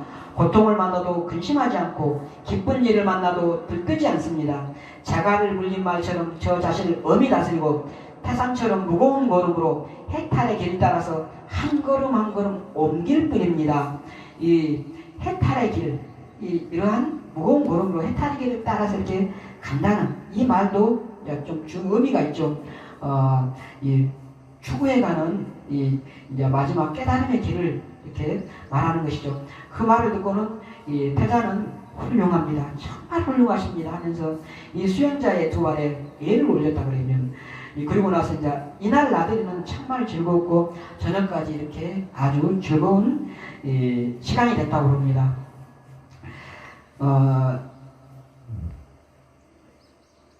이 북문에서 세상의 온갖 근심과 불안에서 풀려나 자유롭고 행복하게 지내는 수행자를 보고 나서 이 스타르타는 희망을 발견한 기분으로 입가에 들여왔던 그들이 거짓말처럼 씻기고 알 수 없는 평온함이 가득했다고 합니다. 마침 어느 저택을 지날 때에 누각 창문에서 어떤 여인이 이 태자의 평온한 모습을 보고는 저렇게 훌륭한 아드님을 둔 부모는 얼마나 행복할까라고 감탄했다고 하죠. 그때 이 사람은 이 여인은 이 속은 전혀 모르고 지금 하는 말이에요. 내방은 전혀 모르고 그냥 하는 말이죠. 근데 이 행복이라는 단어가 이 태자의 가슴 속에 깊이 새겨졌다고 그래요. 이 태자는 이 세상에 고통만 있는 것이 아니라 그 고통을 넘어선 행복의 경지도 분명히 있으리라 이렇게 생각하고 이때 커다란 행복감에 이렇게 젖어들게 되었다고 합니다. 자, 이 사문유관 동문에서 노인을 보고, 남문에서 병자를 보고, 서문에서 장래행렬을 보고, 북문에서 출가수행자 사문을 봅니다. 사문은 행복 니르바나를 찾아서 집을 떠나 수행하는 사람을 다 일컫는 말이다 그랬죠. 자, 사문유관 처음에서 왕자는 늙음, 병금, 죽음 세 명의 신의 사자를 만나고는 피할 수 없다는 사실을 알고 젊음의 도치, 건강의 도치, 살아있음의 도치를 완전히 버렸다. 아무따라 니까야에 이렇게 나옵니다. 이 경전에서 나는 이때 이 노인을 보고 병든 사람 보고 죽은 이 사람을 보고 젊음의 도치와 건강의 도치와 살아있음의 도치를 완전히 버렸다. 이렇게 회고를 합니다. 또 왕자로서 세상에서 누릴 수 있는 부와 영예를 마음껏 누릴 수 있으면서도 이렇게 출가하게 된 것은 이러한 삶의 괴로움에 대한 근본적인 자각이 있었기 때문입니다. 사문유관으로 알려져 있는 네 가지의 충격적인 체험에 대해서 이러한 이야기에서 늙고 병들고 죽는다는 피할 수 없는 실존적인 인간의 한계를 분명히 자각을 해서 두려운 마음을 이렇게 일으킨 것입니다. 이 늙어간다는 것, 병들어간다는 것, 죽는다는 것. 우리는 사실 그런 마음 일으킨 사람이 거의 없잖아요. 두려워요. 네. 부처님은 아주 심각했습니다. 심각했어요. 늙는다는 것, 병든다는 것, 죽는다는 것. 그래서 두려운 마음을 일으키고 출가 수행자를 만나서 죽음이 없는 열반의 경지가 이렇게 있다는 것을 알고 나서는 결심을 이렇게 마침내 하게 된 것입니다. 과연 아까 제가 말씀드렸듯이 북문까지 이렇게 보고 사문을 보고 나서 아버지에게 부왕에게 출가의 뜻을 말했을까, 아니면은 서문까지 이렇게 동남서 북문에서 보고 부왕에게 말했을까. 이것은 이러한 두 가지의 견해가 있다, 이렇게 여러분들이 생각하시면 되겠고요. 자, 그리고 라울라의 탄생이 있습니다. 횃불로 이렇게 어둠을 밝힌 무렵에 희종이 말을 타고 와서 태자님 기뻐하십시오. 태자님께서 아들을 낳으셨습니다. 그러니까는 태자가 나홀라가 태어났구나, 속박을 낳았구나 하면서, 그러나 이 새로운 속박이 다른 사람에게는 유한이 되리라 이렇게 말을 합니다. 아까 부왕도 말을 했듯이 너가 이렇게 떠나면은 우리는 누구를 이렇게 의지할 것이냐 하는 그런 의지처가 유한을 삼을 곳이 생겼다는 것이죠. 나홀라가 태어났다, 속박이 태어났다는 이 말을 듣고 정반왕은 이름을 나홀라라고 이렇게 지었다고 합니다. 나홀라는 속박입니다. 장애, 속박의 뜻을 갖습니다. 그리고 나서 이제 7일 동안 이제 또 왕자가 또 태어나니까는 큰 잔치가 벌어지죠. 7일 동안의 큰 잔치가 끝나고 나서 태자는 또 이제 큰 권해에 빠집니다. 자신을 어떤 생각이 했냐면은 광야에서 코끼리를 만나서 한 나그네가 이렇게 길을 가다가 광야를 가다가 코끼리를 만나서 막 도망을 갑니다. 도망을 가다가 한 우물을 만나요. 그 우물에는 이 큰 나무가, 등나무가 이렇게 있는데 밑에 우물로 이렇게 등나무가 가지가 있어요. 이제 정신이 없이 그 줄기를 타고 밑으로, 그 우물에는 물이 마침 없었어요. 밑으로 내려가서 보니까는, 더 내려가려고 보니까는 밑에 동룡이 입을 딱 벌리고 그냥 벌리고 있는 거예요. 그래가지고 동룡을 보고 옆을 주변을 둘러보니까는 4마리 독사가 또 이제 잡아먹을 듯이 또 이렇게 입을 벌리고 있어요. 그냥 깜짝 놀라서 위를 또 쳐다보니까 위에 흰 쥐하고 검은 쥐 2마리가, 흰 쥐하고 검은 쥐, 여기 흰 쥐하고 검은 쥐 2마리가 이렇게 또 줄을, 자기가 잡고 있는 줄을 이렇게 갉아먹고 있는 거예요. 네. 그러고는 또 이 불이 와가지고 또 와서 한 번씩 또 이 나무를 막 태우려고 또 막 하고, 그리고 주변에 이 벌이 날라와서 또 이 사람을 또 막 벌을 쏘고, 이 사람을 쏘고 막 괴롭히기도 하고 그럽니다. 그때 어떻게 할까 이렇게 하고 너무 이렇게 처참한 현실 속에서 괴로우면서 괴로움 속에 위에를 쳐다보고 있는데, 이 벌이 있다 그랬잖아요. 벌집이 위에 있어가지고 벌집에서 이 벌꿀이 뚝뚝 이렇게 5방울이, 1방울, 2방울, 3방울, 5방울 이렇게 뚝뚝뚝뚝 떨어지고 있어요. 그 벌꿀을 먹으면서 그 달콤함에 푹 빠져가지고는 자기가 처해 있는 현실을 다 이렇게 망가가고 있는 내가 그 나그네와 같다는 그러한 생각을 했습니다. 여기에서 이 밑에 이 사람이 이렇게 이 광야에서 이렇게 가다가, 광야에서 간 것은 수없는 세월을 유래를 한 거예요. 그러다가 이 한 우물 속으로 이렇게 들어간 것은 이 인간의 몸을 받은 거예요. 인간의 몸을 받아서 인간의 몸으로 사람의 몸을 태어났죠. 근데 흰 쥐하고 검은 쥐가 이렇게 막 줄을 갈아먹고 있잖아요. 우리는 태어나는 순간에 죽음이 정해져 있어요. 죽는다는 게 언젠가는 죽는 거예요. 이 흰 쥐하고 검은 쥐가 일월 해와 달입니다. 언젠가는 죽죠. 우리는 그런 갉아먹고 있고, 그 다음에 밑에 동룡이 기다리고 있다고 했잖아요. 죽음이에요. 떨어지면 죽음이에요. 죽으면은 다음 이제 어떠한 생을 또 받겠죠. 죽음을 말하고, 주변에 이게 4마리 독사가 있다고 그랬잖아요. 그것은 지수아픈 우리 사대 몸이 병들어요. 몸이 아파요. 그런 것을 말을 하고, 또 이 벌이 날아와서 한 번씩 쏜다 그랬잖아요. 그것은 이 삿된 생각들이 막 이렇게 와서 막 우리가 한 번씩 막 계속해서 괴롭힙니다. 이러한 것들을 다 상징을 하고 있는 거예요.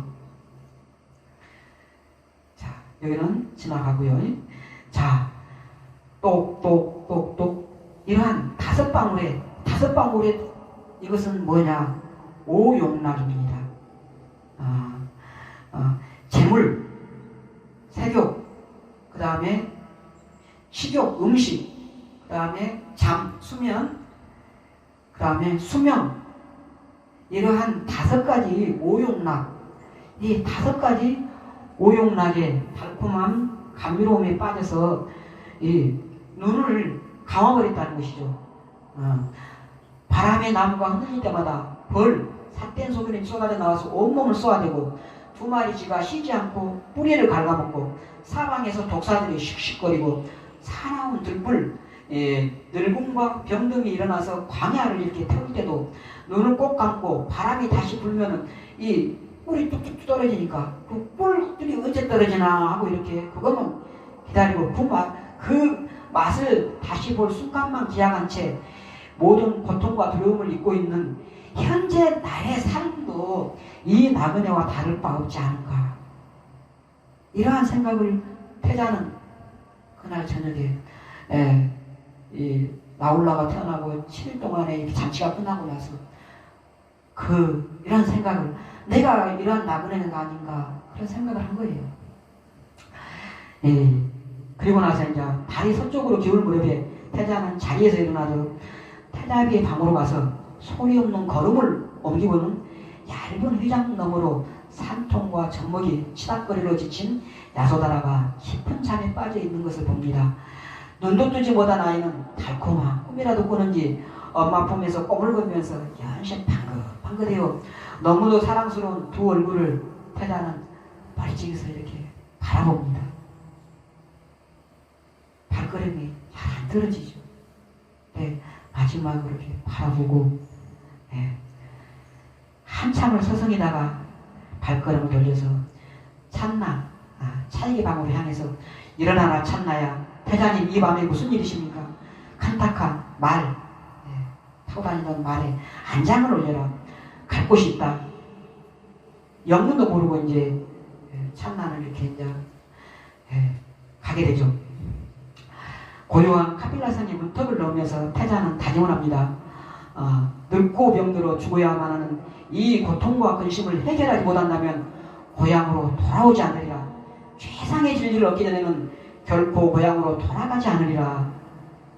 굳센 다짐을 이렇게 합니다.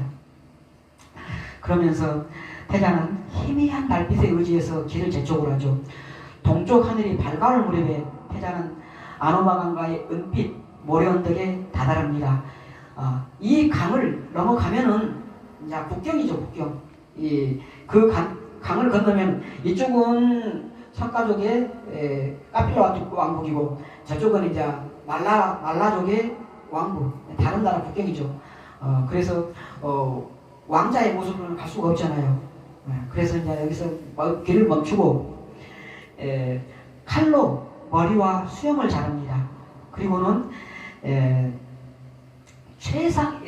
상투를 장식했던 화려한 구슬을 이제 마부 참나에게 주면서 최상의 깨달음을 얻기 전에는 나는 돌아가지 않겠다. 이 말을 전해달라. 옛날에 깨달음을 위해서 출가했던 많은 왕들의 사례가 있습니다. 그처럼 나도 이렇게 출가를 하니까는 잘 양해해 주십시오.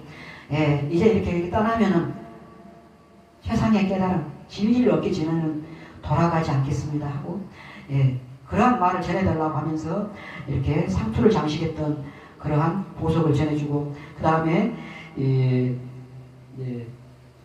야소다라 공주하고 양모 마 파자파텍에 또 이제 장신구 황금 신발 이런 것들을 풀어서 전하면서 얼마나 슬퍼하겠습니까? 슬프면 너무 오래 잠기지 말아라고 이렇게 위로해 주면서 이렇게 전하도록 합니다. 이렇게 이별을 구하고 낯선 수행자의 전혀 다른 수행자의 삶으로 들어섭니다. 이때가 바로 29살 되던 기원전 595년 2월 8일의 일이 됩니다. 자, 아들 나울라가 탄생했을 때 속박을 낳았구나. 아들의 탄생은 부왕과 아버지 수도다나 왕과 부인 야소다라 공주에게는 야소다라 왕비에게는 위로가 되죠. 그리고 나서 이렇게 또 출가를 더 결심을 하게 되죠. 안수정 등 이렇게 말씀을 드렸습니다.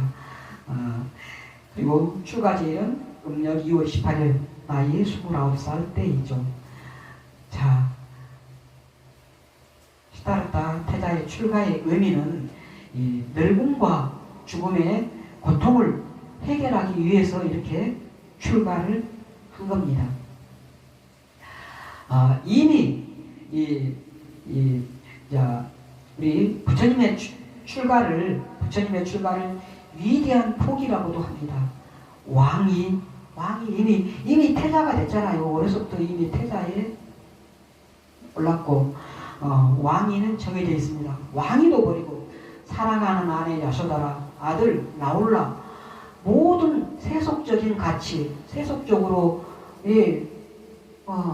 이미 모든 조건들은 다 갖춰져 있는데 그러한 것들을 다 버리고 이렇게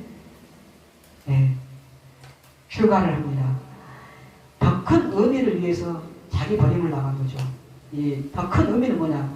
고통에서 헤매는 사람들, 그러한 사람들에게 해탈과 구원의 길을 제시하겠다는 그러한 길을 위해서 이렇게 출가를 포기를 하고 나선 것이죠. 늙음과 죽음의 고통을 해결하기 위해서 또 고통 속에 빠진 세상을 구제하기 위해서 시다르타의 출가는 위대한 포기이고 위대한 버림이 되는 그러한 것입니다. 부처님이 그렇게 출가를 하셨듯이 제가 부처님도 수행 생활을 통해서 고통을 극복하고 열반을 추구해 갈 수가 있습니다. 부처님의 가르침을 통해서 집을 직접 나서라는 것이 아니고 신행생활, 신해행증, 신행생활을 통해서 이렇게 집에 머물면서 부처님은 이미 법을 알려줬잖아요. 부처님은 법을 발견하기 위해서 누구도 법을 발견하지 못한 법을 발견하기 위해서 이렇게 출가를 해서 이렇게 했어요. 근데 우리는 법을 듣고 배우고 그러잖아요. 그러니까 우리는 집에서도 할 수가 있다는 거예요. 신의 행정을 통해서. 신행생활을 통해서 고통을 극복하고 열반 추구를 이렇게 해탈 열반을 추구해 가라는 그런 것입니다. 여기에 부처님께서 성을 나서는 모습이에요. 부처님이 이렇게 말을 타고 있고 밑에 천신들이 말발굽을 앞에 두 발, 뒤에 두 발 다 들고 있어요. 소리 나지 말으라고.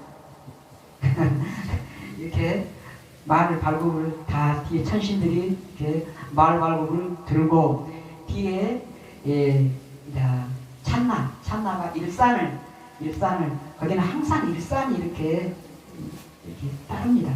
일산을 시종이 이렇게 찬나가 들고 따르고 뒤에는 여기는 금강절을 들고 금강역사가 이렇게 또 호의를 해준다래요. 이렇게 지켜보고 있는 거죠. 보호해주고 그 다음에 천신이 길을 이렇게 또 불을 켜서 천신이 길을 안내를 해줍니다. 천신이 길을 안내해주고 뒤에는 또 천녀들이 또 이렇게 옹호를 해주고 이러는 속에서 이렇게 유손 출가를 이렇게 하신 겁니다. 첫 강에서는 부처님의 이 출가를 이제 팔상성도로 이렇게 보통 말을 하거든요. 첫 번째가